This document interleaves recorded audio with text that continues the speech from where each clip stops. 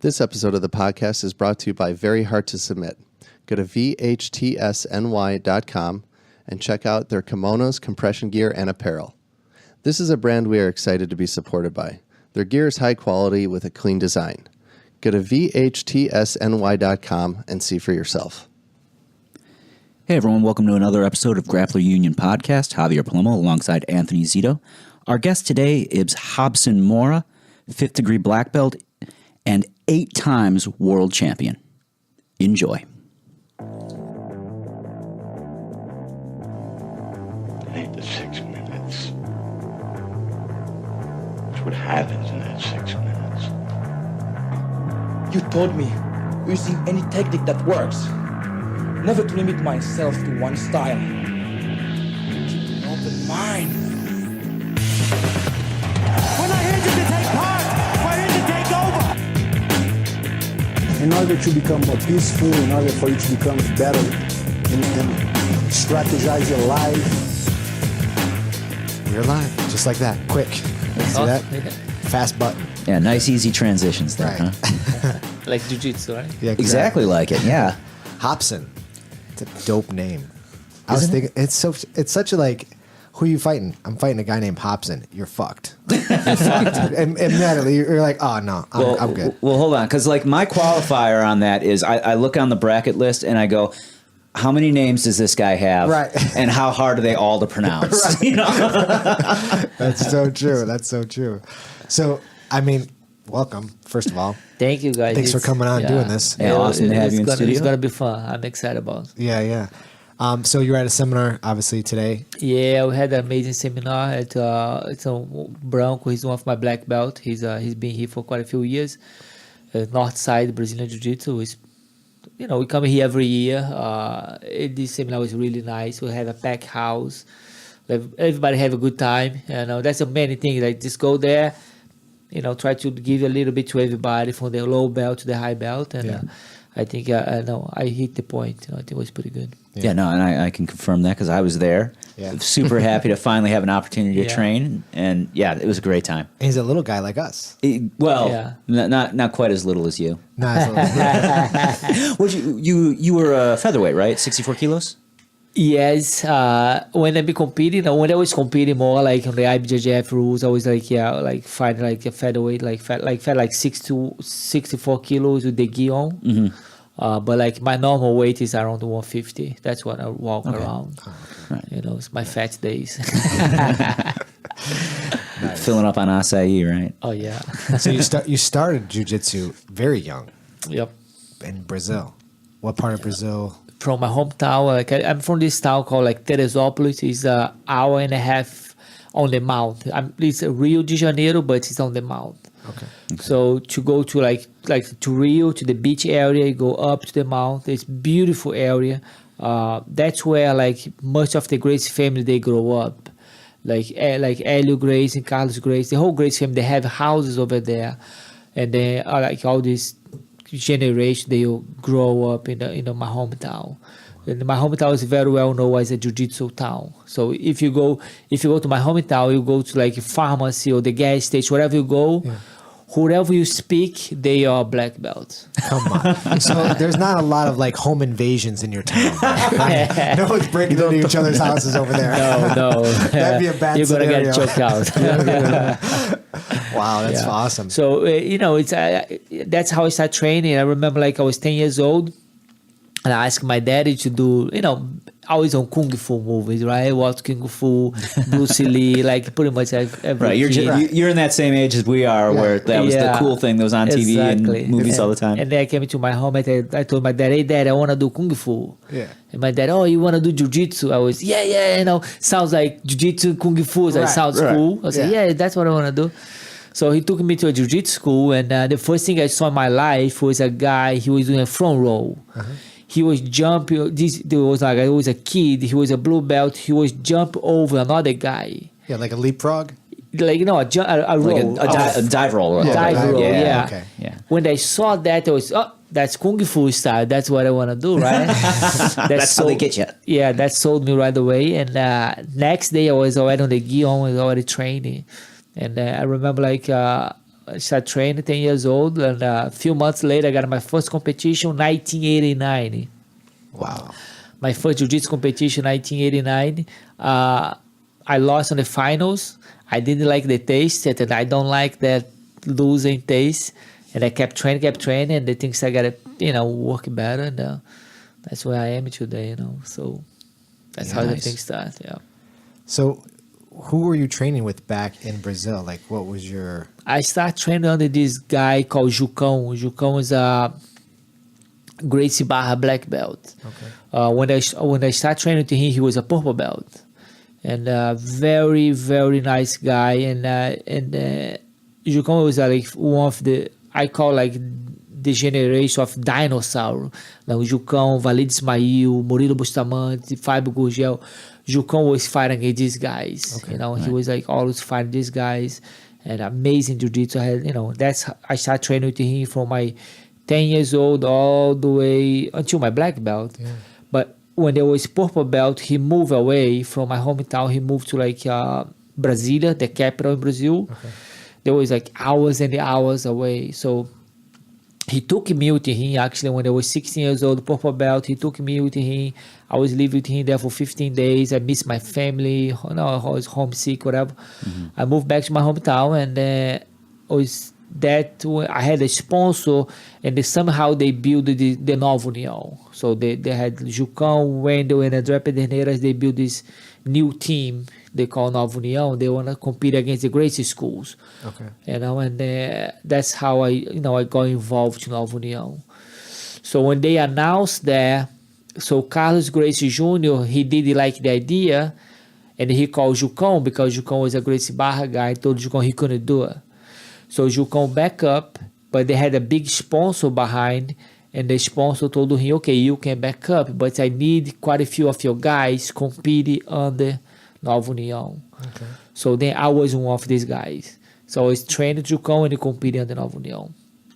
So when Jucão moved away, and the sponsor told me, okay, you come to train at the Nova União ATQ in Rio. That was an hour and a half away. And they're going to pay for all your expenses if you come here to train. Oh, wow.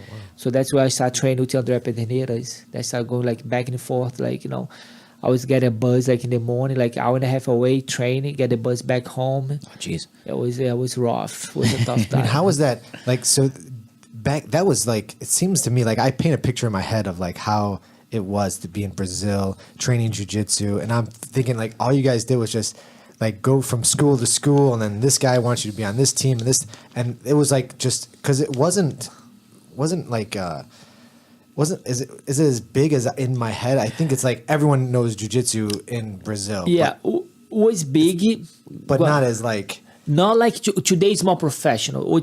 Back then it was big, but it was a lot of rival between schools. What was the rival? Like, where does it start? Do you recall? Like, so you had the Gracies, right?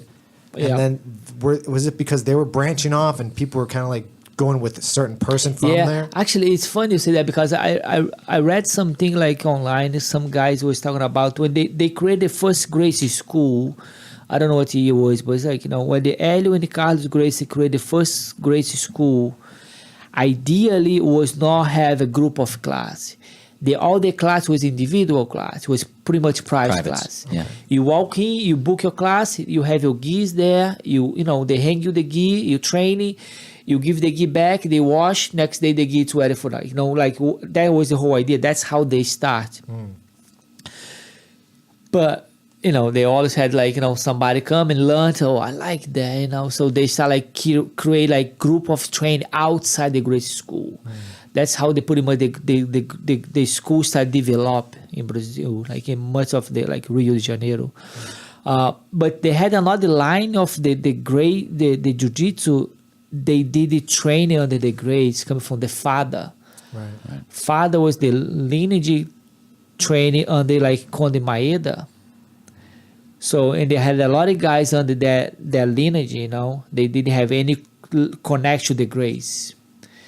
And that side, you don't hear that much anymore because the grace became too strong. The grace name too famous, stuff like that. You don't hear too much about the father side, but it's a very good side. It's a lot of good. By the way, when they created the Nova União, like it was 3 guys, right? Jucão, my instructor, he walk away, and they stay like Wendell and André Pederneiras. André Pederneiras is on the Carson Grace black belt. He got his black belt under Carson Grace Senior. Wendell, he got his black belt under this guy's name called Sebastian. Sebastian was under Father. So then we kind of like have both sides, and the Wendell is one of the amazing instructor I have seen. His jiu-jitsu is like it's amazing. It's really nice. So then I had a chance to learn for like everybody, from the Gracie guy, from the Gracie Barra lineage, from the Carson Gracie lineage with like André Pederneiras, and then from the father side with Wendell. So I had luck, I would say that. Yeah, you're right place, right time, really. Right place, right time. Man, Yeah. that's amazing. It's such craziness. But we're talking about like 1989. Right. We're talking about a long time. When I was like, just to have some idea, when I was orange belt, I was probably, I don't know, 14 years old. We were on this competition called Copa Nastra. There was, remember, we didn't have like, the first Brazilian national was 1993. Right. So we didn't have a world championship. We didn't have nothing like that. It was all this Copa Nastra, Copa Ciclone, this competition was the big competition. So we were on the Copa Nastra. I was 14 years old. I was watching Jucão, my instructor, fight against Valide Ismail on the brown belt division.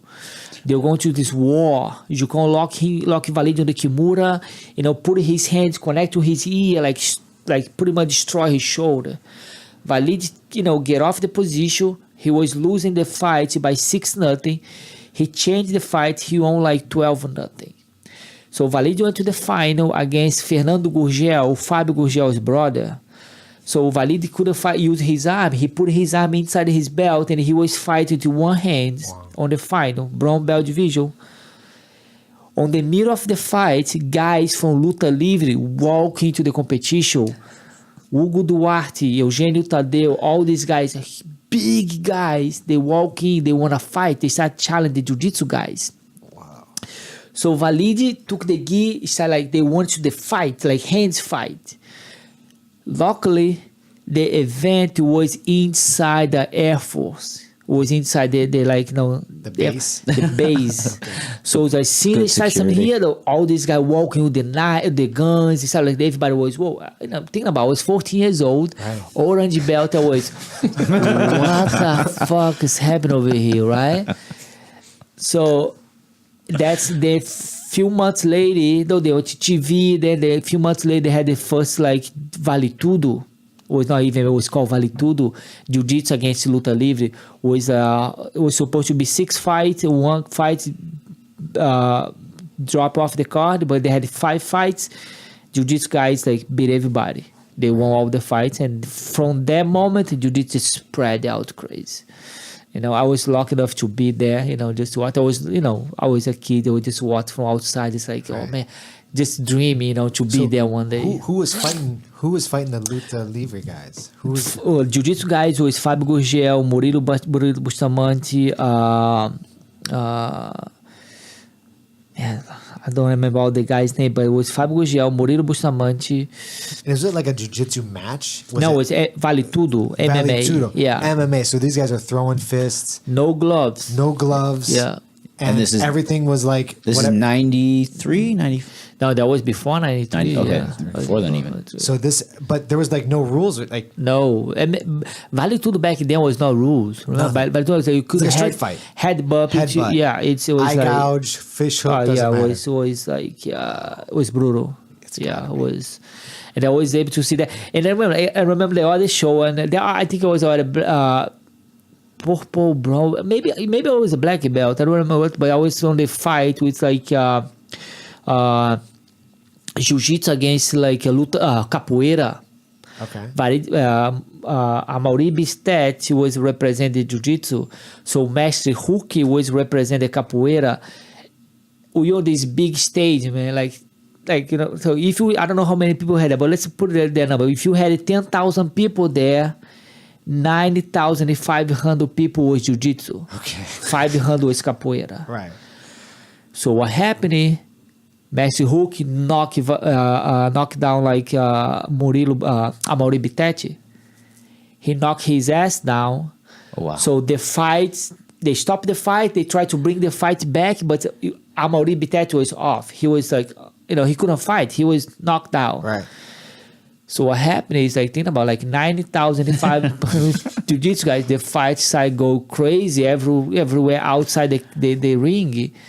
And these things go off. It was crazy. And I remember another moment I was there too. And Renzo Gracie fight Eugenio Tadeu. I don't know if you guys saw this fight on YouTube. So fight was good, same way. Like 95% of the people there was jiu-jitsu people. So fight was going good. Renzo was doing good. Renzo was win the fight. Renzo started gas out. Eugenio Tadeu started grow up in the fight. Somebody shoot it to the air, lights off, fight starts going crazy outside the ring. That was insane. I was there too. Scary, huh? It's scary, yeah. But that moment, you don't see that moment. You're not gonna see that again. Right, but I was very lucky to be on that moment when the jiu-jitsu was grow, but it was grow very disorganized, very tough. It's like, okay, who's the tough guy? And they go to the school challenging people. A lot of street fights to get the attention. Right. That was the whole point, get the attention. Right. Because if you were the toughest guy, you get the most following. Exactly. And remember, students. Today, it's very professional. Right. You have all the social media, you can promote yourself, right. Got all this seminar, a lot of things going on today. And the people got more educated, let's put it that way. Right. Back then wasn't that way. Back then was like.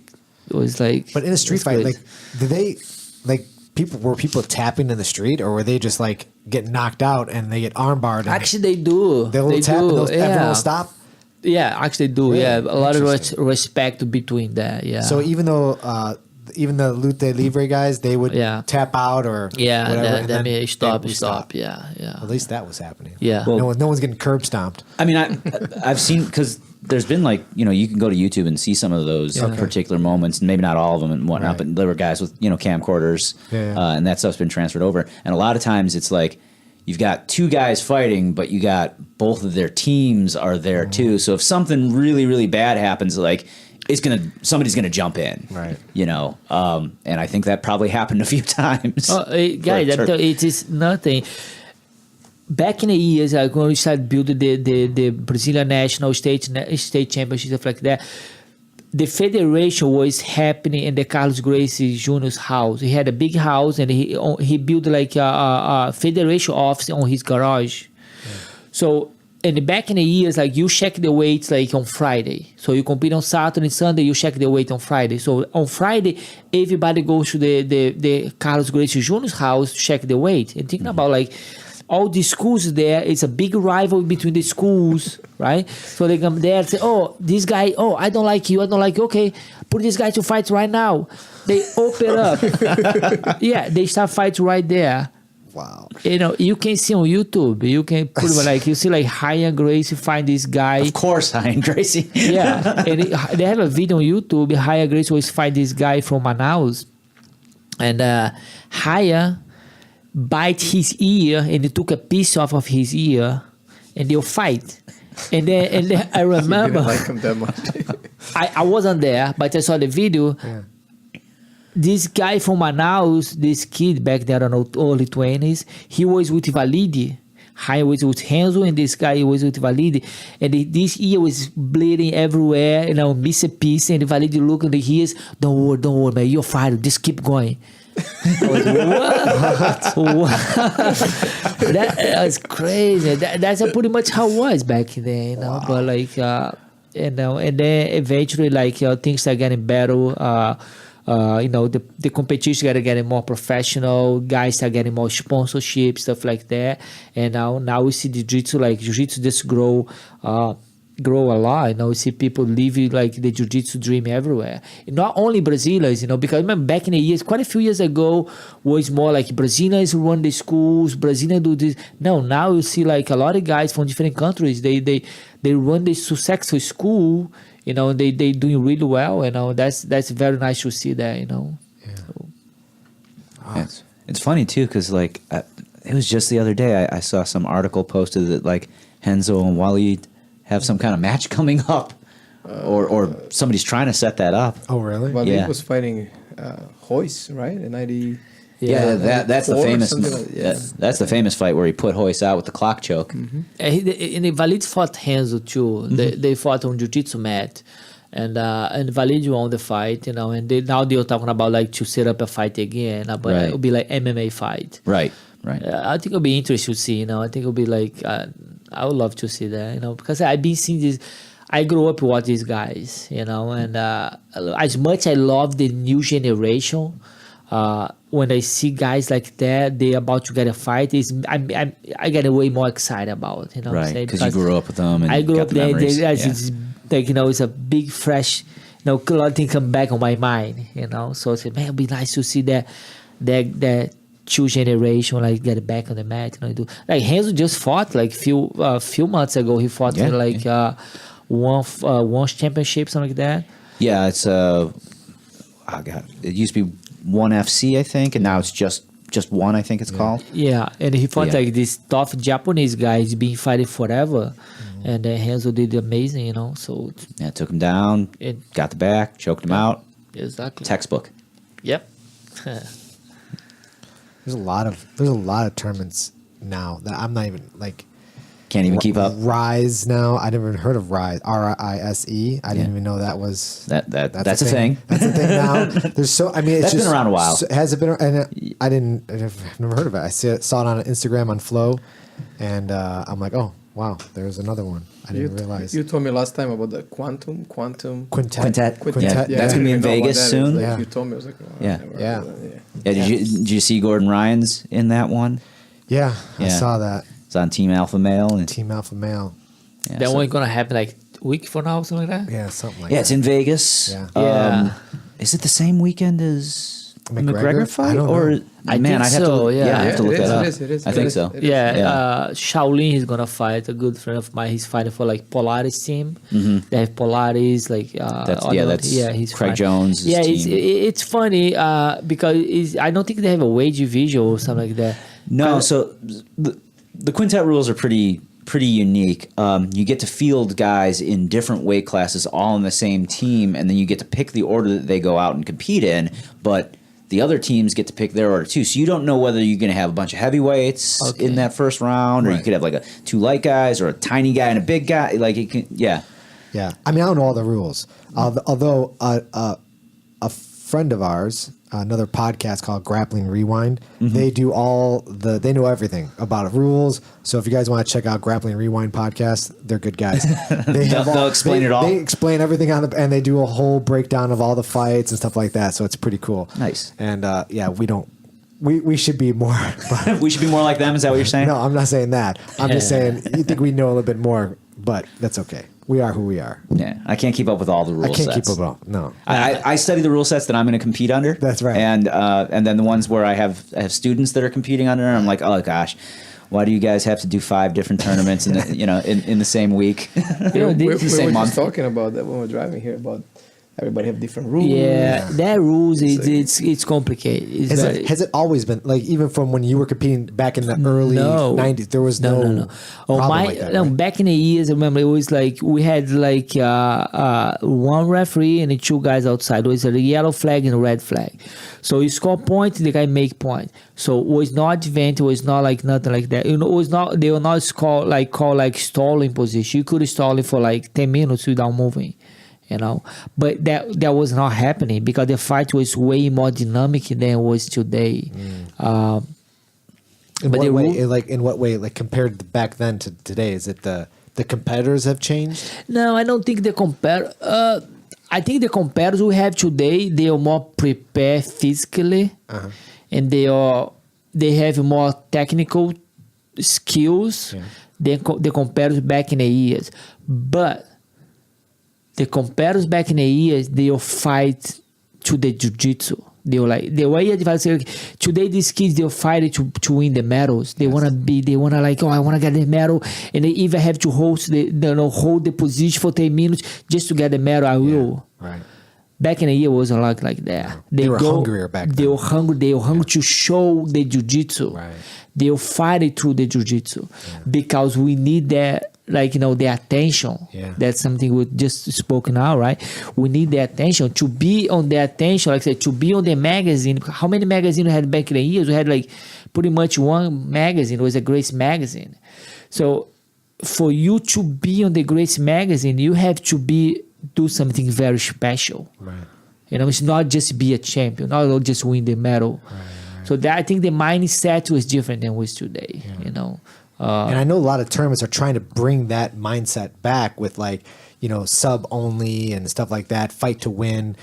I'm all for that, but I think there's holes in not necessarily not fight to win, but like in the EBI rule set, people just wait to get to the end. Get their win in overtime. And that rule set's been I mean, any system has the potential for somebody to game it, mind you. But I don't think change the rules is gonna make the difference. I think we have to make your competitors understand that they can do much better.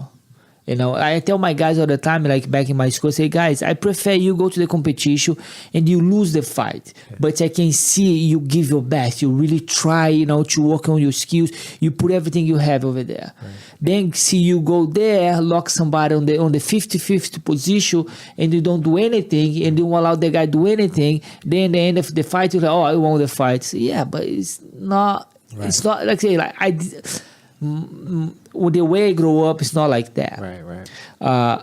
I do understand the strategy, and I do understand the idea, but in the back of my mind, I'm still an old school guy. Sure. So it's hard for me to really, as much as I understand, it's hard for me to say, oh, I love that. Right. It's kind. I don't know if it's gonna change one day, but I just hope so. So right. Yeah. It's a tough one. Because my last few competitions, I've gotten subbed, which I'm fine with. I'd rather fight and get subbed, but know I was fighting the whole time. Yeah, you left it all out there. I left it out there. Yeah. I wasn't like just holding on to that position with get my points. That's the point. That's it. I was in some competition in California. I saw the fights against these two amazing competitors. I'm gonna say their name, like the Meow. I don't know which one was, but one of the Meows fought against like Gianni Grippo. Okay. These kids, they have such amazing skills. Both of them. Both of them, yeah. They said if they go to the fight, they say, okay, let's fight. Their fight could be one of the amazing fights you have seen on the jiu-jitsu. Right. But they make the fight so freaking boring and make them look like they're freaking like amateur. Yeah. You know what I'm saying? Right. It just like that kind of stuff. Like say, like if you ask me, like I went to Vegas this few months ago for the World Championship, for the Master World Championship. I had an amazing time. But I have been in the World Championship in California for the last quite a few years. Because when I go there, it is the same thing over and over and over and over. I say, man, it's kind of, you go against what I learned. It's go against my philosophy of the sport. Right. You know what I'm saying? And like I said, I think it's gonna be really hard for us if more we change the rules, it's gonna become more complicated. IBJJF, they change the rules every year. Every year they change the rules. If you ask me right now, I've been on the black belt for 30 years. Not for 30, I've been trained for 30 years. I've been in the black belt since I was 18 years old. I don't know the rules. I don't know the fucking rules because they change all the time. Right. You know what I'm saying? Then sometimes they come to me like, oh, professor, I saw this position. That's illegal. I say, look, if I tell you it is illegal, maybe tomorrow it's not going to be legal. If I tell you it's not illegal, tomorrow it's going to be legal. So I don't know what to tell you anymore. You know what I'm saying? Right. It's confused. Very confused. I actually had a very interesting experience. One of my student/training partners was working on a technique that I think he saw online, mind you. Okay. And I had to break it to him. I'm like, It's a great technique. Can't do it in IBJJF. That's illegal. And he's like, what? What do you mean? And I'm like, yeah, here's the page on the PDF where it shows clearly that grip is illegal. You can't do that. It's from it's the kind of like what we were doing today, actually, the underhook de la Hiva, where you have clasped hands. Yeah, so That's illegal. once you lock your hands together, yes. Why is that? It's basically like reaping. You put too much pressure inward on the knee. see. So yeah, that's like item number 8 of illegal grips. Hobson, what do you think about reaping? Back in the day, were you guys reaping back in the day? Yeah, we reap everything. All day. He's like, all day, every day. We reap. I wish we had a video of his face right there, when he said that. What's all ripping? day. Yeah, we didn't know it's that. So, I see both ways. I see like, okay, if you get a white belt, blue belt, guys, they don't even know how to feel the position, Right. And I can understand. Say, okay, you're not allowed to do the technique because you can get injury, blah blah blah. But we're talking about like your brown belt, black belt. You should know. You should know the technique, and also you know how far you can go because you have been feeling the position for so many years, and you know when you have to tap or you don't have to tap. And also, if you're brown and black belt, and somebody lock you on like knee bar, whatever, and you decide not tap, That's on on you. you. Right? I remember I had a match with Jeff Glover like 3 years Everyone ago. remembers that Yeah. match. It's one of the most famous pictures of you and Jeff on the internet. Exactly. I had this match with Jeff Glover like a few years ago in California, and he had such a deep knee bar. That was a freaking deep knee bar. And then I was fine. I was like, you know what, man? I have 2 options: tap or suck it up. I choose the second option: suck it up and just wait it, And then when he tried to switch to one grip to the other grip, that's when I get out because the position was so deep. I couldn't move. I couldn't get out. I had to wait for the time, to wait for him to do something. And then I remember, like, after the fight, and the doctor was walking to me like, "Oh, okay, just have a seat over here." I was, "No, I'm fine." He said, "No," because my leg was bent to the other way. Yeah. And that was pretty nasty, actually.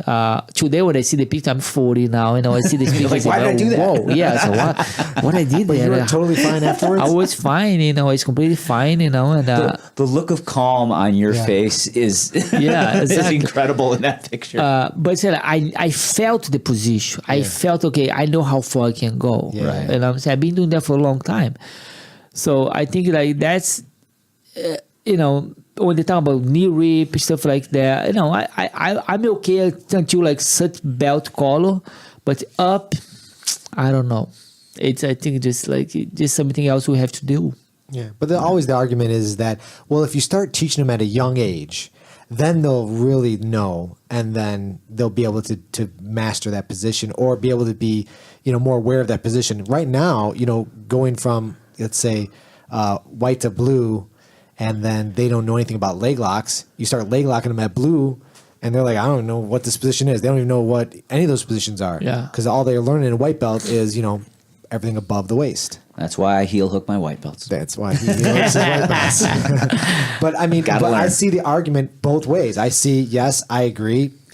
Maybe brown, black, reaping all day long. Like, why are you guys limiting the submissions or the attempts or the positions at all at black belt at all? Right. Yeah. Like, there should be no limit to anything at black belt. Yeah, I don't know why. I mean, if you're at that level and you're competing at a high level, IBJJF, black belt, adult worlds, master worlds, whatever it is, you've made it. Like, you're a high level competitor and you should know all that. You should be familiar with every position, whatever it may be, and let's see who the best is. Because some people, rely on certain positions to do their jiu-jitsu. Yeah. And now you're like, no, you can't use that position because we don't allow it. But that's my position. I've been working that position. I'd rather watch that than 50-50. I agree. Definitely. I agree 100%. Man, 50-50 is just like the redheaded stepchild of jiu-jitsu. Everyone we talk to always brings it up. It's either 50-50 or berimbolo. It's one or the other.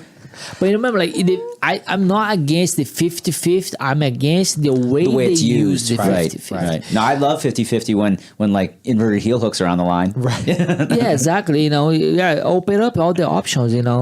Because more they take they start calling the such and such position illegal, And the 50-50 is gonna get even boring because now they lock you in the 50. My son is 21 years old. My old son, 21, purple belt. He competed in we were in Vegas for the World Championship match. They did the World Championship. They have like the Vegas Open. He competed in the Vegas Open. My son is a tough kid, really tough kid. Like he jumps like crazy. He if he fights like 6 minutes, he's gonna be fight 6 minutes, right? He's no stop. So he fought against this kid from Atos, really tough kids. They were back and forth. My son won the fight. I was very scared, to be honest. But my son won the fight, and then my son went to like quarterfinal. So he won quite a few other fights. He went to quarterfinal. He fought this kid. Kid is skinny and tall. I thought, man, this fight's gonna be a really good fight. So this kid pull guard, lock the 50-50, wrap the lapel, around my son's leg. My son couldn't even move. He couldn't even move. The kid was just there, and they tried to move him off balance back and forth. And the fight was so boring. And then on the end of the fight, my son lost because he couldn't get off the position. And the kid was the final, like, whatever. And then my son came to me like, Daddy, I didn't know what to do. And he said, look, honestly, I didn't know what to do either. Because that was such a boring game, So, and then we came back to the school and we tried to figure out the position. Even though you try to figure out, it's almost impossible. Yeah. It is almost impossible. So now I think we are limited our athletes. We are limited there to not, expose them to really try everything they know. So I think that's the big problem we have right now. And they're kind of scaring me a little bit because I don't know what's going to happen the next 10 years. And like I said at the beginning, we have a better competitor today. These kids, they're very prepared technically, physically, but we don't see. Right. Because you think just like trends, the world is somehow being nerfed, and it's bleeding into basketball, football, jiu-jitsu, all these different types of sports where everyone's trying to nerf everybody. Oh, well, I mean, I see a bit of that argument because God, knee reaping hasn't actually been illegal for that long in the grand scheme of things. Okay. I don't know.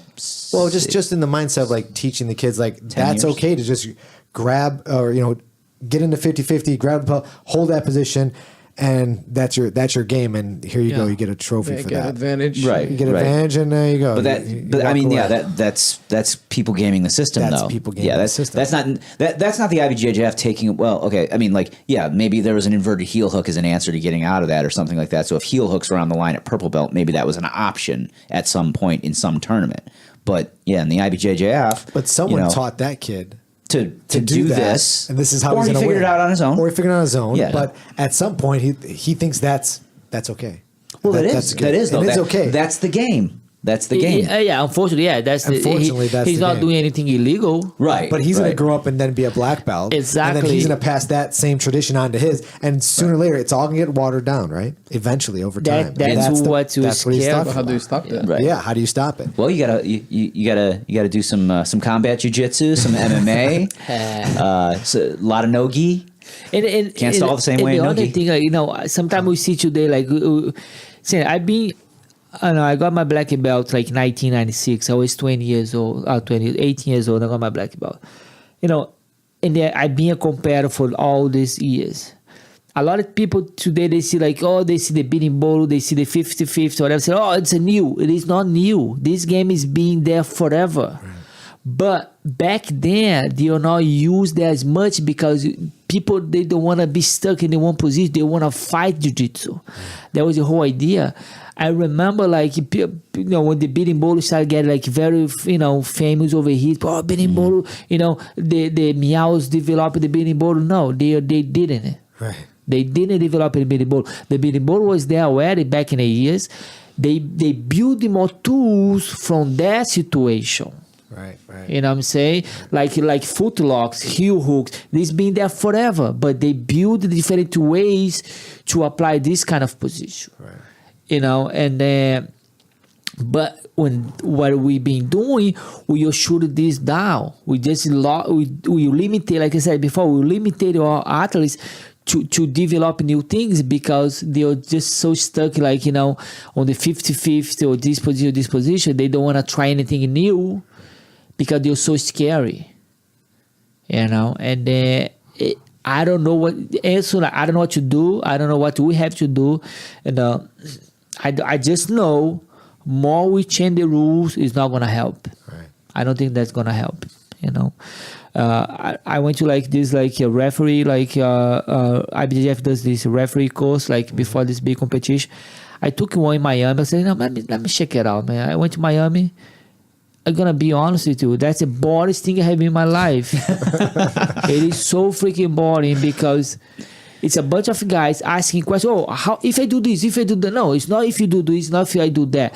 The rules that way, that's it. So what you can do to make it better? It's not about we being like discussing like here. It's about like it's about the rules because we're not gonna be able to change the rules. IBJJF, whatever they decide, it is. It's not like, hey, it's my game. You wanna play my game? Right. Just do it the way it is. So I wish I had the answer. I could get that. Hey guys, that's what we have to do. Right.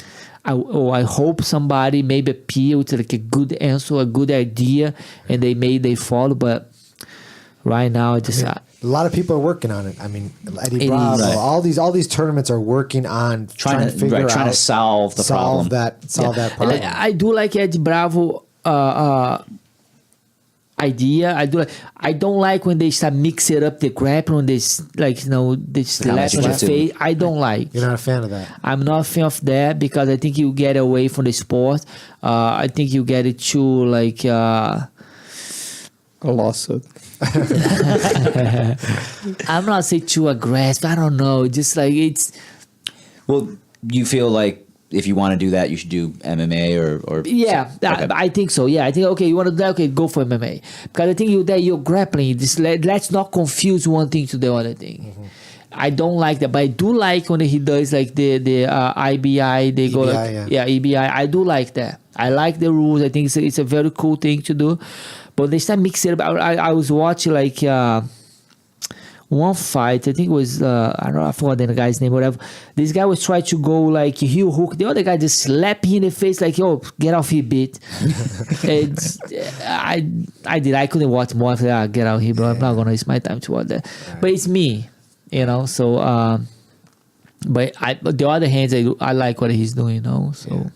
And I like these like Polaris. They do like this like now they changed it again. Like they were doing like a submission only, and then I do like submission only, but I think we should set up something like, okay, it's a submission only, 20 minutes, whatever. Okay, 20 minutes submission only, but we're gonna score the points. So if you score more points on the end of the fight, who else score more points is going to win. Going to use that as a decision. Yeah, right? Because sometimes you see the guys fight so hard, so far. He pass, he do this, he do that, he does everything, but he couldn't pull the submission. And the other guy, they pretty much defend himself. Like one of the greatest kids in California, when he fought... Galvão. He fought André Galvão. In the end of the fight, said, "Oh, I thought it was a win for me." No, you got your ass beat right now. Yeah, that was Iran? Yeah, one of the brothers there. And he was... try to say like, oh yeah, that was I feel was a win because this guy is the world champion. No, don't come now and try to say like no, he got his ass beat badly. He couldn't get tapped because all he wanna do just protect himself. It's gonna be the end of the war, and I think that fights like that we should like set up some kind. Okay, the fight's going to be submission only, but who else score more points on the end of the fight, this is going to count. Right. Yeah, I feel like that's fairly similar to how it plays out for fight to win. Because in fight to win, the judge's decision, most of those judges are counting points in their head in some way, shape, or form. No, they are, checking for aggression. What did you advance the position? Well, he's right here. Yeah, we got a professional here. Yeah, we were actually talking about that a few times when we were reffing, like when it's submission only, we were looking like really who's going for the submission. Right. Points will play the game if there's really not major submission attacks. But if you're scoring points and the guy lacks guillotine and you get away, even if you maybe pass his guy a few times, well, this is submission only. We kind of go for that guy with the Right, and we've seen that in the judges. submission attempt. Yeah, Because the way Seth would point- explain it, he's like, okay, well, a submission attempt, a locked-in submission Yes. attempt is, say, let's worth 20 points. Yes. Passing the guard might be worth 2. Right. Or getting out, you know what I'm saying? So Right, going for the finish. Getting that Exactly. submission attempt, Right. locking in that triangle or locking in that arm bar, and even though the guy escapes, it's worth so many more points above and beyond just passing the guard or whatever else. Right, but yeah, But it's a good point system. Yeah. yeah, the way that they was- do it, at least we still get winners, we still get losers. I like it. Yeah, I like it. I feel it's pretty solid. I Yeah. do. No, because it's a submission only. You gotta go for submission. Really, You got to. I mean, Right. the UFC. I mean, they have judges, and those judges are just. I mean, not the greatest judges. Yeah, no, the clearly. fight to win judges are Fight to way win better judges than are- UFC judges. Definitely, well, because they're they're part of the community. They're black Right, of belts. course. They're in it. These judges at the UFC are just whoever Right, they are. they're randoms. They're not fighters. So that's why it's a lot better to get that in front of people. And no, I'm not a big fan of the flag raising. That's just me. come on, what's wrong with personally. flags? I don't know. I just What do you want? I want to see replays. You wanna- you no, wanna- I'd rather see replays of the submission as opposed to seeing big banners of gameness and whoever else. Okay, is well, I sponsoring understand that part, but that's my thing. I mean, if an announcer came up and said, based on these criteria, this guy wins, that's great. so you want not literally, but you want a Bruce Buffer type announcement at the end? Not necessarily. I mean, it could be Bruce Buffer type where Seth sounds great on the mic. He could just say, okay, the winner is, blah, blah, blah. Right. What judge to what? I don't know. I kind of like the maybe You like the format of yeah. them going up maybe there. it's because that's the way we would do it in judo. I see. So I've just seen the flags as a symbol. In sambo we've got different colored wristbands. I mean, or it's such a rock star event. The whole And then the life, flags feel and then the out of flags place. it just doesn't seem like it doesn't. you feel like there should be fireworks or a laser show. Is that what it is? Yeah, I mean, it's so what I mean. It's like a concert, and then you got these old school flags going up. It's like, all right, guys, what can we do? We could probably do something probably a little bit better, and then show the damn replays. It's the replays to me. I don't know if I'm the only one on board with that. I don't mind the replay Because sometimes you're watching, and I do this. I'm watching the fight, and I'm doing something else, and then I'm like bullshitting with your friend, and you're like, damn, "Oh, I somebody just won!" missed the damn submission, and it's like, okay, now I gotta wait till it comes back out to watch it again. Right, on go Instagram. home and watch it on Flow an hour, a couple hours later. Right. Yeah. Makes sense. So Makes sense. Yeah. I like to see. I don't know what the form. I've always talked about this, but I don't know what the problem is. Why they can't get that replay? If it's more of a logistical thing, they don't have the camera set up that way, probably. But yeah. I think it'd be cool. Ring girls. No ring girls. Man, the ring girls got no ring girls. I'm good without them. I mean, they do that in SUG, don't they? Sug's the worst. The worst. The ring announcer and the ring girls at Sug are Sug. the worst. So you know what I'm talking about? Sug. It's in Portland. Yeah, it's a Chael Sonnen's promotion. It's a submission grappling in a cage Yeah. with ring girls and announcers. What's so weird is they have ring girls, but there's no rounds. It makes no freaking sense. Why do you have a ring girl coming in? She holds up their names on the poster of who's fighting. I'm like, seriously? Okay. It's bizarre. That's you. It's bizarre because it just doesn't make any sense. And they're not even that attractive. Oh. Shots fired. Shots fired. Sorry. Right. So you're saying if they were much No, more... neither way. No, you're just not down with the idea. Not Gotcha. down. Okay, just checking. Ring girls or the guy with the big hat. He can keep that hat at home. But the ring girls definitely got to go. The ring announcer, All right. whatever. Gone down a very, very strange rabbit hole. I Sorry. feel like we should probably bring it back. So, what's your plan? How long are you staying out here, Hobson? Just until tomorrow, we got another seminar going to Michigan.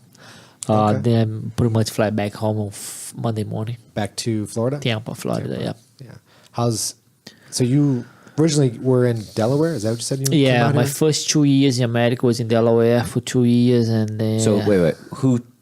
Who convinced you that Delaware was a good idea? How did that come up? You gotta tell the story. yeah. So Oh, there's a story. Okay. well, I always live in Brazil. I was doing well in Brazil, but I got a point. I was like, man, I gotta do something new. I gotta So I decided to move. I decided to leave Brazil. Then my first pick was move to Spain, to Barcelona. Oh, wow. That was my first pick. So I went to Spain. I was there for 2 weeks, and it was amazing town. I loved that place, but Jiu-Jitsu there was very small. I thought it's not gonna be the right place to be, right? So I came back to Brazil, and and a friend of mine, he still live over here. He's a great Barra guy, Gustavo Guti. He's a very good friend of mine. He was teaching in Louisiana. And he called me, say, I heard you want to move back, you want to leave Brazil, whatever. I say, yeah, I'm looking for something. He said, okay. I know somebody want to open school in Delaware, and she's looking for somebody. The lady was Brazilian, married some American guy, and she decided she want to open a jiu-jitsu school because she has a lot of money, and she doesn't want to be home but being home, and she was born and stuff like. So anyway, they told me about Delaware. I remember I was having a meeting with her through the phone. Back then it was Skype or something like that. I don't know. But anyway, she was talking about Delaware. This is like 2003-ish, 2004 maybe. Just trying to get a kind of a time frame. 2007, 2000, end of 2006. Okay. Yeah. So then she was telling me about Delaware. The way she sold me Delaware was insane. It was kind of like you moved to like San Diego. Okay. Yeah. Oh, wow. She's like, there are beaches. The San Diego of the East Coast. Delaware. No, it's beautiful. It's right on the ocean. San Delaware. Actually, we have ocean there. Delaware. But she would speak so high about Delaware, so it was like the offer was good, the opportunity was pretty good, and I thought, you know what, it's an open door. So I came to Delaware, and first year was the worst thing of my life. The worst thing of my life. Sorry to laugh at it. No, it's true. The worst year of your life. It was the worst thing of my life because I had a problem with her, and then I couldn't adapt it to the weather and everything, and so I left. I left after 1 year. I left, and then I decided, I'm going to Florida. So I went to Florida. I was in Fort Lauderdale for like a month. But I was on the visa transition, I was waiting for my visa, everything to get approved by the immigration, whatever. So when I found out, I have to move back to Delaware to get my visa because my visa always applied to Delaware. Oh, wow. So then I was so excited being in Florida. I was saying, man, I gotta move back to Delaware. So anyways, I moved back to Delaware with another guy, two very good friend of mine. They're still a good friend today. One became a black belt, like Lloyd Mitchell, and the other guy is Todd Freeman. They were training with me on the first location. They opened a second location. I came back to Delaware. Then I taught on that school for another year, and then I told them. But when I came there, I was very honest with that. Look, I'm gonna build that school, getting my visa, and everything is wet over here, and you guys can get everything on your own. I'm gonna leave. So that's what I did. I built that school. I remember I had a guy, Jeff Mitchell. He's one of my black belt today, and he was a purple belt back then. Jeff was training a lot, and I built the school, helping him, get him more involved. And then when I left, Jeff got his brown belt, and then Jeff took over the school. These two good friends of mine. Then I decided Then I took 1 year off, just travel around. I was from California to Phoenix to Chicago to Bloomington, Illinois. I was everywhere, try to figure out where I'm gonna be. And I had a really good offer to come to Chicago, and another two good offers, one to California and one to Phoenix. So Phoenix, I had a really good friend of mine. He lives there. He teaches there for years, Gustavo Dantas. I didn't want to go to Phoenix because I don't want to. That's be between your relationship. I don't want to be like in Phoenix, maybe because it was not the same school, it's another school, and then maybe become a competitor to him. I didn't like that. So I cannot do that. So they had a good offer to go to California, to Sacramento, to work with Ryan Fable and the team Alpha Male, to train these MMA guys. And then I thought, man, it was really good. He took me. I was there with Ryan for a week. It was good. I thought, man, but it was not my love. It was, it was more be jiu-jitsu coach for MMA guys. Yeah. Right. And then, man, it's not gonna. It would be no-gi primarily? Pretty much. Yeah. I thought, man, and then I had to travel with these guys to the fight, stuff like that. I said, man, I don't think it's gonna be a good idea. So the other option was come to Chicago, and I love Chicago to death, but the winter time I don't like. And I thought, man, Chicago is not gonna be good for me. So then I told my wife, you know what, we're gonna go to Florida. She said, okay, let's go to Florida. And then I had in my mind I'm gonna go to South Florida, open school in Fort Lauderdale. That was my idea. So I went to Florida, and then I was like, on my friend's house. He lives in Naples, and I was in his house. And then I called another friend of mine, John Graybill. He lives in Bloomington, Illinois. I always talk to John, and then John told me, why you don't check Tampa? And I don't know Tampa. It's a got a town in Florida called Tampa. I said, yes. I said, okay, let me check it out. So I opened the map. I looked Tampa. I said, oh, that's a pretty good size town. So okay, that's cool. So I drove to Tampa with me and my wife. I didn't know one single people in Tampa, and I told my wife, okay, we're gonna be here. We're gonna open school here. It's been like 11 years I'm there, That's how I did. It was crazy. Yeah. Wow. Yeah, I mean, how did you it's such a what a crazy What a wild adventure. Just going around. So you're just going around training, meeting people, doing this. You end up there, and then when you arrived in Tampa, like you have your wife, your kids. Just me and my wife. Just we your didn't wife? have kids back. Okay, so then you're just like find a spot. Yeah. The spot you found is the same spot you've been in? No. You moved? Yeah, I was just driving around Tampa. I said, okay, we're gonna be here. Yeah.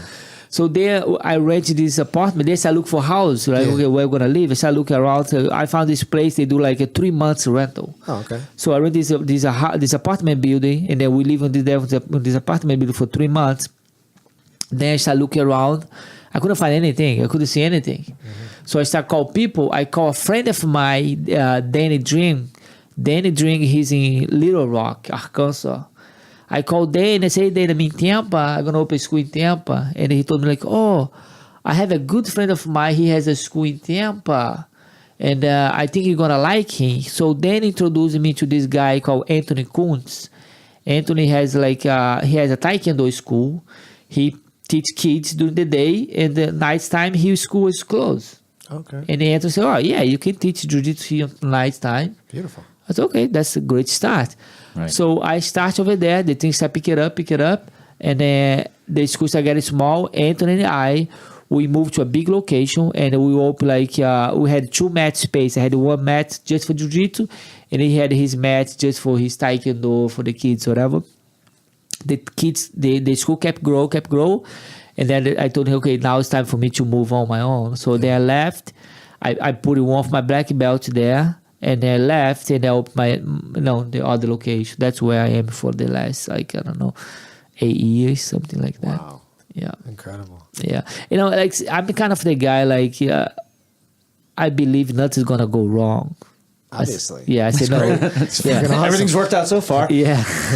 I'm like, I got this idea. I said, okay, let's do it. And then my wife asked me, okay, how are we going to do that? I said, don't worry, we're going to find a way to do it. Right. I like the challenges, Yeah. and it's 100% positive, Yeah. That's how a it lot of jiu-jitsu guys, and, coming up with that positive attitude, that attitude, fuck it, yeah, We're gonna do it. You're just gonna do it. Okay, I'm just gonna do that. That's just my attitude towards things. It's a good attitude. I like that attitude. I mean, I don't see anything I'm an entrepreneur myself, so for me, it's just I'm just gonna do that, and that's what I'm gonna do. Yeah. It's not loser. Like I was talking to Branco, the way I see jiu-jitsu, I don't see as a lose. It's a learning situation. So it's like that. You're not gonna lose. You're gonna learn something from there. Yeah. And I remember when I was in Delaware, I was say, I had it. That was 2006, right? In 2007, I was not competing for a while. The last competition I did, it was 2001 in Brazil, 2002, whatever. Then I started doing MMA back in Japan. I fought in Japan until 2004. Then I moved here. And then I was not competing in jiu-jitsu, and I remember I was talking to a friend of mine, Gustavo Dantas, and he told me in the end of 2007, he told me, you should go back to the competition, jiu-jitsu competition, just put your name in there, because it's not a lot of people, they know you over here in America. A lot of people, they know you in Brazil, but over here, people, they don't know you that well. I say, okay, that's good. Okay, I'll do that. Yeah. So then 2007, that's the I put myself on all the competition I could. I won the Pan Ams, I won the World Championship, I won Jeff Glover, I fought Jeff Glover the super fight in Vegas, in California. I won Naga in Las Vegas. I had another 2 super fights, one in Florida and one in Arizona. I won everything I could. Everything I put myself on, I won. And then suddenly I got a call by Drysdale, Robert Drysdale. And he called me, say, hey, I got a guy up in New York State. He want to do a DVD with you. And I said, oh, cool. So then we did Fusion 1, Fusion 2. We did Super No Gi. And the DVD was a big selling back in the years. It was big sell. Everybody that was so excited. That was good because I was making good money. The company paid me so well and I was saved their money. Plus all the seminar I was doing, I was financed, I was fine. So that gave me the time to figure out where I want to be without worry about money, How'd you know Drysdale? Through the jiu-jitsu, just the jiu-jitsu community pretty small, And that's how pretty much everything started, It's amazing. So then after 2007 and after DVDs, the things started getting really busy. Yeah. So today I'm so busy, with all the Army New Association, with all the seminars and everything. Plus the school, it's too much. Yeah. Now you're really busy. Now I'm busy. Yeah. Plus kids, I had a twin kids 13 months ago, a boy and a girl. That making me much busy. My 2 at the same time is always challenging. My old son moved from Brazil. He 2-3 years ago. He's 21. He's trying to train. They have to guide him to the right direction. It's a fun time, man. I'm going through a fun time in my life. So where does this guy come in? You didn't meet him in Delaware, did you? No. No. Delaware, no. Tampa. First location, the old location. First location, that the one we talking about, the Taekwondo school. Right. Yeah. I just drove by and someone told me there's new jiu-jitsu school. I was like, where? It's right there. I drove by and I was like, Robson Moura. I was like, okay. Yeah. I can't miss that. So just walked in and I was a blue belt at that time. Yeah. Oh, wow. I trained, First, it was the only school at that time. It was Gracie Baja in Clearwater. So I started there. There was AJ Agazan was there. A couple other guys from there. And Matt Kirtley. Jay Valco. Yes. His dad was there. Valco's dad was there, rather. Mm-hmm. Yeah. Matt Kirtley, he was there. He was always super flexible. I used to hate when he beat me up. You know him too. He was there. Matt's a good dude. He's been on the show before. Yeah, he's a nice guy. Yeah, man. It's a good time, man. How it is a small community. Yeah, it's so interesting how you just hear these names. How we just did that. Yeah, right. It's just it's just it is crazy. I travel worldwide, right? And I was in North Island 2 years ago, and then they took me to this tourist area, this cliff, a middle of nowhere. It's beautiful, but it's nothing there besides this beautiful cliff. So then I walk this very tiny storage. They sell this mini cliff, thing you buy. Souvenirs. So walking there, I was to the cashier to pay. This girl looked to me. She's like, "What are you doing over here?" I looked to one side, the other side. I said, "Just try to pay there." Right. She said, "No, I know you."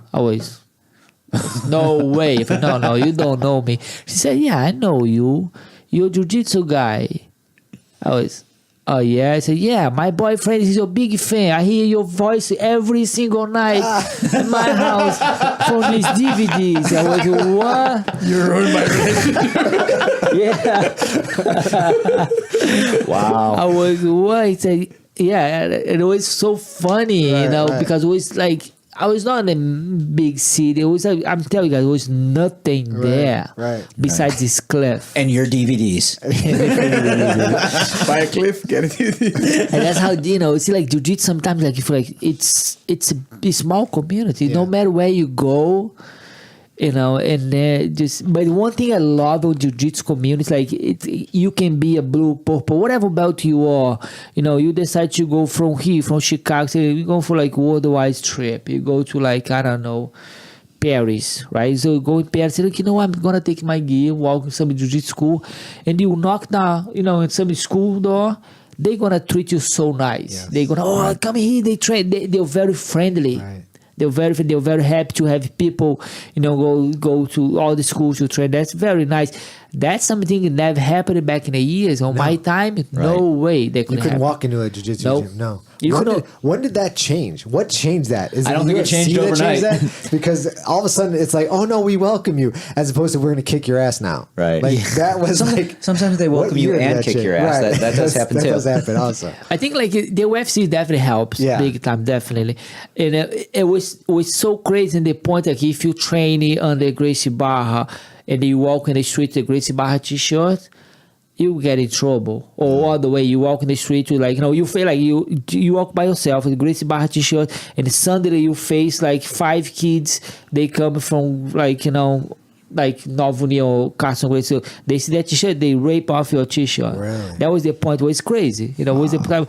But like I said, thanks God, everything's peaceful. We all living in a peaceful world. Like everybody, Took a while to get there, but took a while to educate everybody. Put Yeah. that way, Yeah. So I mean, I know Drysdale's coming out with that movie, Closed Guard. yes, forward to man, that. I'm I'm excited very for that. excited to see the movie. I saw he was in a podcast, a friend of mine, and he was talking about the movie. I think it's gonna be very nice. Maybe it's gonna piss off quite a few Sure. people. Could happen. Could happen, but I think it's gonna talk a lot of things nobody knows. Yeah. I'm Right. very excited about that. Very yeah, because excited.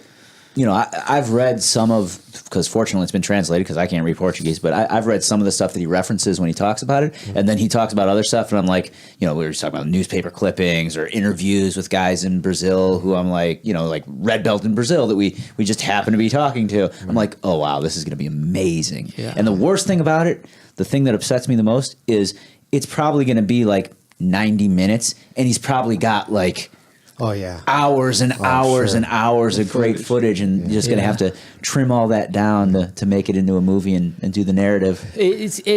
On that podcast he was, and the guy asked him that question, and then he kind of he didn't say yes, but he kind of left on the air. Maybe could be a book, Right. on the whole thing, all the details and but Yeah. who knows? We'll see. Yeah, I'm very much looking forward to that. Yeah. When is that coming out?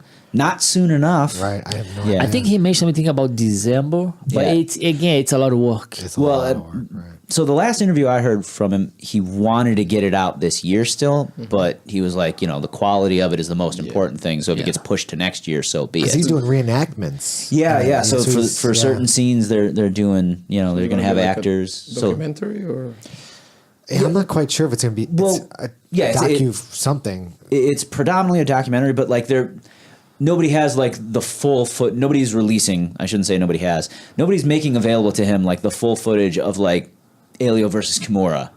Okay, so like he wants to, have that. You don't want to just have like still pictures narrated over necessarily. So they're going to do reenactments of something like that to give you an idea of what it was really like at the time. And they're going to do other, I think other famous moments in jiu-jitsu history for that. So, Should be interesting. yeah. Like I said, super, super stoked about that one. I know. I wonder if they're going to release it on. If it's going to be like a online type thing. You just I don't know. buy Yeah, it- buy yeah. it on YouTube or I don't know. I'm going to probably get a DVD of it if that's available, and I don't assume know. it will be. You think he'll have a DVD? Why not? I don't know. I didn't think DVDs. What are else am I going to still- get for him to sign and be like, Yeah. Mr. Robert Drysdale, please sign this picture of my Netflix account? People still making DVDs. I mean, that's a Yeah, of course. Okay, I'm making sure. I mean, I didn't know if it was like No, like for small feature films, if it's just easier just to release it. it probably and then- is easier. As opposed to I creating don't really DVDs. know. You have to do pre-sales, Right, stuff the like that. distribution and whatnot be a pain in the ass compared to just streaming it over some service or something. But Jeez, where'd you guys go eat today? Where we gonna go? Where did you go? some chicken place close to the school. did you guys go? Wait. Some chicken place. Yes. Me and Dan Conway went to a chicken place down the road from your school. I can't remember the name of Chicken it. Works Yeah, something like that. right on Elston and Irving. Yeah. Is that where you wound up to? Yeah. Wow. Clean, pretty. It's pretty neat delicious. food. Yeah. Yeah. Was it good? Yeah, me and Conway split You a don't know chicken. the name of it? No, it was Chicken Works. I just couldn't. Chicken Works. Yeah. Yeah, it's really tasty. First we ate acai at the school. I saw that. I saw that walk. Actually, the first time I'm still on my diet. I gotta say, I gotta give you like a big shout to Branco, because that's the first time in my life I teach a seminar, and afterward you got a free acai for everybody. What? That was what what? the fuck? Where was I at? Yeah, exactly. Where were you at? Fucking injury. Should have come. You should. Well, you would have hated it though, because I know how much you hate when there's a seminar and there's rolling involved. You rolled with guys? We rolled Open mat last night. Open mat last night on Friday. Today will be kind of tight. It was so many Yeah, people. it's too many people. It's hard. This setup is pretty cool. Like set up, get on Friday, get an open mat on Friday. You can roll quite a few guys, and then the seminar the next day. If you do roll seminar, that's how I feel. If I go for the seminar, I know we have over 40 people there today. If I roll with one guy, I feel I have to roll with everybody because it's no fair. Right. Yeah. That's why like seminars, like I never train unless if you're like, okay, I'm aware, let's go train to everybody. Right. But I'm not on that point of my life anymore, you know what I'm saying? So that was good. Don't want those marathon rounds like when you were 20? We had a seminar at Andre Maneco's, and what he would do he just gave you 2 minutes with the guy. So we'd all line up, and him and the other black belt was on the mat, and then basically you just 2 minutes. Call 'em out. 2 minutes. That's all. Yeah. This way it was like, you weren't using a full 6 or 5 minute round. You just 2 just a minutes. quick taste. ones. But I Just think a little taste. Just a little taste. I think the night before the open mat with you was pretty good. Yeah, it was worked well. You got good guys, Yeah. Hobson, everybody want to train like for 6 minutes. It's very nice. Yeah, we did And 2 hours. You had acai there at your gym? Today, Maybe. after the seminar, I saw guys walking out, little cups of it. Just I mean, I have acai here, of course. but it wasn't prepared for you. Wasn't That prepared for always me. makes it better when It you don't have to does. do the work, right? and you get off the mat, you're like you sweat, and it's acai over here. Say, whoa, what? That's a dream coming true. I swear, if I ever open a gym, that acai will be there all the time. All the time. All the time. I'm gonna put this out there because I like if somebody were to do this, I certainly wouldn't be mad. I feel like most of us, like a lot of us do live on the mats as much as possible, especially like the school owners and whatnot, but not everyone. I feel like if your school isn't in operation basically 24/7, have a little storefront that sells acai or smoothies or whatever, then you got some constant revenue coming in Why is up that a front. good idea? Yeah. Wait, there's a place in Chicago. If you make good that has acai, this. go ahead and do that. There's a place in Chicago that has it. But it's not jiu-jitsu. It's like a workout facility. Right. No, it's on Clark and Ohio, like right around that area over there. It's downtown. I mean, Downtown, River yeah. North. Yeah. River North area. Mm-hmm. And the acai is very good. Okay. And you walk in, you have this acai bar, right? And you have a long table, you just order acai, and then you go in the back area. They have upstairs workout area. And you think I can remember the name of it? I can't. No, of course not. Well, Good thing you have Google. Yeah, I know, right? Actually, I think the Javier said actually I'm starting next week. Is gonna be my first gig at the Grappling Games. Acai stand. That's why I had acai There we today. go. Oh, are you really? Yeah, I'm doing acai stand. It's gonna be, if I find it like working, like you said, like you gotta keep your operation busy 24/7. And if I feel like it's working, it's something totally worth it, then I'm gonna, Yeah. It'll be the I had a pretty good storefront. relationship with Amy, doing the tournaments, refereeing and stuff like that. Wasn't there an issue with some acai vendor? They never at some showed point? up and stuff like that. Yeah, Whatever. yeah. I mean, I'm not going. I don't know was the it? guy. I'm not going to say nothing bad about No. him. But like, I don't know what was going on there. But yeah, just give me a shot. Yeah. And she was like, sure. So do you do almond butter or peanut butter? For the one that we have, the protein one is going to be peanut butter, but I'll keep some almond butter as well. I'm just saying, I'm almond butter. I'm a Yeah, crunchy. it is, yeah. Crunchy almond butter. Are you guy. actually going to show up and sample the wares? Is that why you need to know? Yeah, I need to know. I got to sample it. I got to see how it is. Future vendor over here. Yeah, I mean, the heck. I love acai. No, it's starting next week. Yeah, That's awesome. starting next week. Plus, I want to.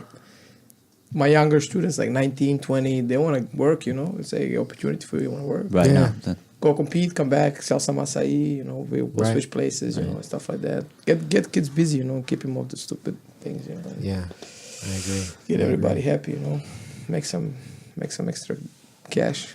Yeah, no. Hey, be proud of that hustle, man. Do you have enough room in your gym to actually put something together there as well, or no? No. Okay. You remember last time we talked? I am in the process of like moving gym to a bigger facility. Oh wow, okay. So I think by New Year it's gonna happen. Yeah. It needs to happen. My kids' class is huge. My adults busy. So Yeah. And that one will have room for an acai bar.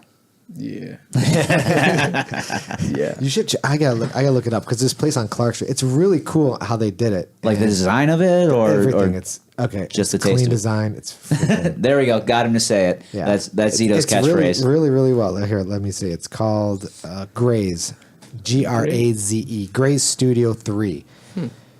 Really cool place. Now, do Check they it just out. sell acai, or they got other stuff too? No, I mean basically it's on 648 North Clark. Basically, yeah, it's all like juices, smoothies, but it's all based on acai. Cool. Yeah. Cool. Yeah, it's clever. I mean, I tried a few around, and I didn't really like it. Sambazon, they have really good acai. Sam's that's the best. Sambazon, that's The it. best. If you want to stick with acai, it's Yeah, Sambazon, that's what I get. That's all I get. But so I don't know what their base is, but yeah, that's it. It's called Graze. Check it out. I mean, you're in Chicago, cool, so yeah. just to kind of get some ideas. I mean, I don't know the logistics of what it would take to keep all that fruit there. I don't know how long that stuff stays. Yeah, you gotta, fresh. You got to really work at that. You got to plan it right. Like You know? acai, you can freeze. Acai for sure, but all that fruits fruit and everything, and the banana, and get that in cut, there. right? Yeah, tent lights, extension cords, freezers. yeah, So you gotta make sure you don't fail at your first. That would be kind of horrible. yeah. And she told me it's gonna be busiest tournament of the year for them. So Oh, is it? yeah. Yeah, but selling out is good. Well, as long as not- you can sell out. Now, when you it's got a good. line of 20 hungry competitors, I don't mind because even at the IBJJF they sell out.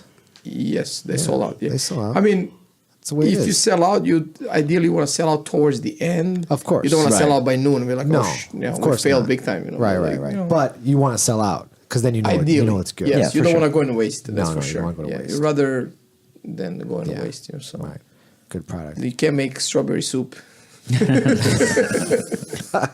Is it big in Florida, acai? Not too many places in Tampa. Not too many. No, not We're too open, many. bro. Yeah, it's few. Yeah, I have. big plans here. Yeah, I have one for my black belt. He has like they call swami juice. Swami, yeah. Swami juice. Yeah, he sells acai. That was my idea I gave to him because when he opened the business and he just wanna sell this like green juice. Yeah. And I told me, you gotta sell acai, bro. He's like, I don't know. So then he tried, and then today's his best sell, So Yeah, you gotta ask for royalties. I should actually. What's so weird is like even like for me to get acai. So one of my employees usually goes out and buys the acai from me, and then she was going to Costco, and Costco had it stocked beautiful, and now they stopped selling it. So then she has to go to Whole Foods and get it now, and then certain Whole Foods Don't have it.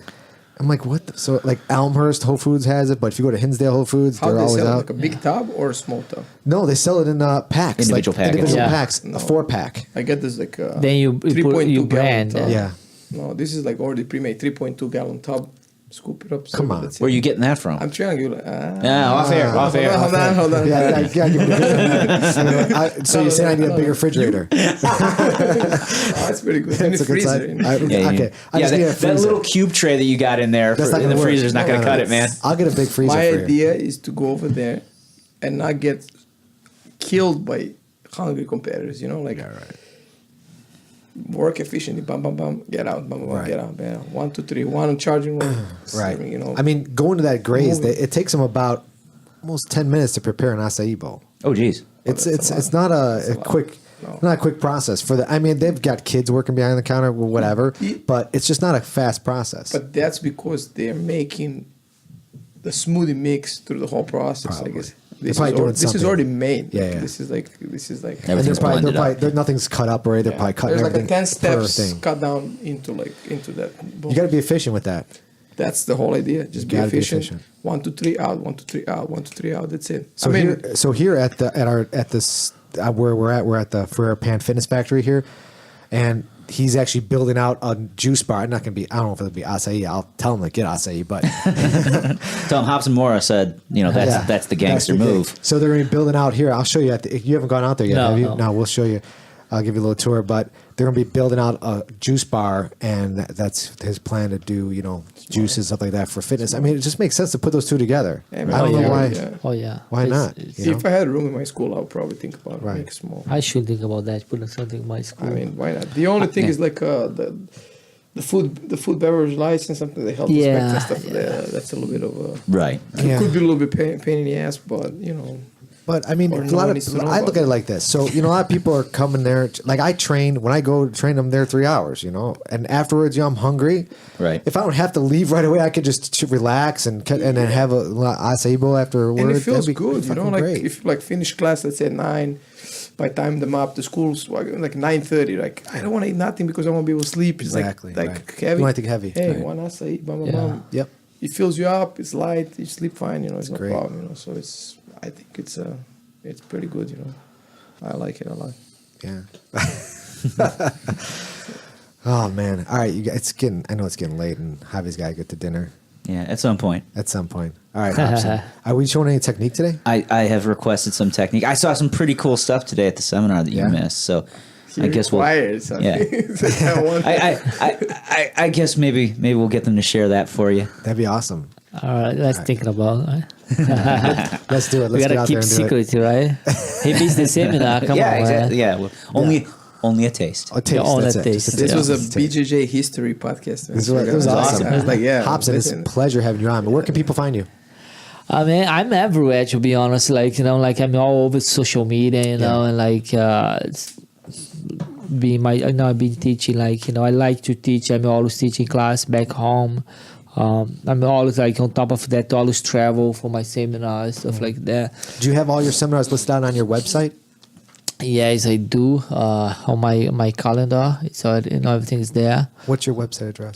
It's robsonmoura.com. Nice. And so it's not hard to find me. So that's good thing. But I just love to do what I love to, what I do, and I just fun to catch up with people, to meet new people, to help people like on this beautiful journey, and I just hope like I can keep doing that for the rest of my life. Do you plan on competing again? I always do, I always do, like, like I'm gonna be competitive forever, So, but right now, it's the competition for me. Just like it's when it's gonna come when I have like the right time. Sure. So I don't plan to compete anytime right now, but it's something nice appear. Yeah. And I feel okay. That's a good thing to do. So I know I jump in. I gotta just I got the invitation like 2 weeks ago to go to Australia to compete at the Hickson Grace Cup as a guest on November. I told the guy like, well, that'll be interesting to do. His work like the sponsor stuff like that to cover the cost, all this stuff. So see if that happen, I'll be happy to do it. But if not, just wait for something else. That's just a tournament? Or is Yeah, that- the Hickson Grace Cup. That's great. Yeah. Anybody in particular you want to fight though, like super fight wise? Not anymore, man. I mean, like this today, just like just fight anybody, man. From the new generation to the old generation, I just don't care. As long as I'm having fun time, that's all matters. That's it. Yeah. Keep it playful. All right, Hobson. Well, I appreciate you coming on, man. Thank you, guys. It's all to be here. Now I'm definitely gonna come back. Awesome, man. We'll see you. All right. Bye. Bye. Bye. This episode of the podcast is brought to you by Very Hard to Submit. Go to vhtsny.com and check out their kimonos, compression gear, and apparel. This is a brand we are excited to be supported by. Their gear is high quality with a clean design. Go to vhtsny.com and see for yourself. Hey everybody, thanks for tuning in. For more information about Grappler Union Podcast, you could visit us at our website at grapplerunion.com. You can follow us on Instagram at Grappler Union. Please like us on Facebook. Be sure to subscribe on iTunes. And all of our episodes are available on our YouTube channel. Say what? Be sure to subscribe. Yeah, subscribe to all that shit. You got to do another take, right? Oh.